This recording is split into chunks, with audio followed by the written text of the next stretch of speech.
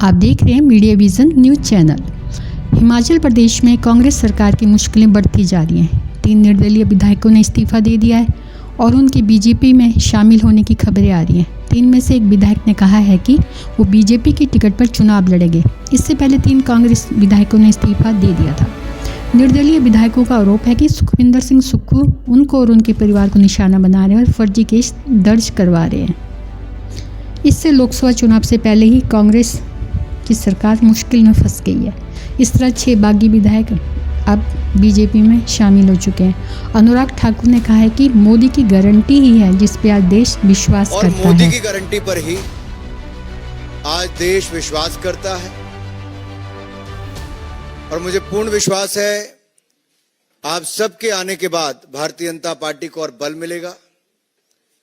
हिमाचल प्रदेश में हम और सशक्त होंगे। जिन वायदों को करके पिछली सरकार हिमाचल प्रदेश में बनी थी वो वायदे उतने ही झूठे थे जितने वो राजस्थान और छत्तीसगढ़ में थे। और आपने उन चुनावों में भी देखा, लोग पूछते थे कहां गई कांग्रेस की गारंटी। गारंटी वहां फेल होने के 5 साल के बाद अवसर मिला था, यहां 1.25 साल के बाद अवसर मिल गया है। और 1.25 साल में जब चुनाव आया राज्यसभा का, तो जनता का गुस्सा इन 6 विधायकों के रूप में भी देखने को मिला कि क्या आक्रोश जनता में है अपनी ही चुनी हुई सरकार के प्रति। और इन 6 विधायकों ने उस समय राज्यसभा के चुनाव में श्रीमान हर्ष महाजन जी को चुनने का कार्य भी किया। आज मैं ज्यादा लंबी बात ना करते इतना ही कहूंगा कि आपने अनेक राज्यों में देखा है कि बड़ी तादाद में लोग अन्य दलों को छोड़कर भारतीय जनता पार्टी में शामिल हो रहे हैं।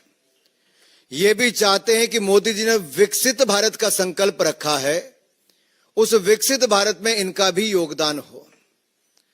हम सबका भी यही है कि जितना बड़ा हमारा भारतीय जनता पार्टी का परिवार होगा उतनी ताकत के साथ हम जनता की सेवा कर पाएंगे।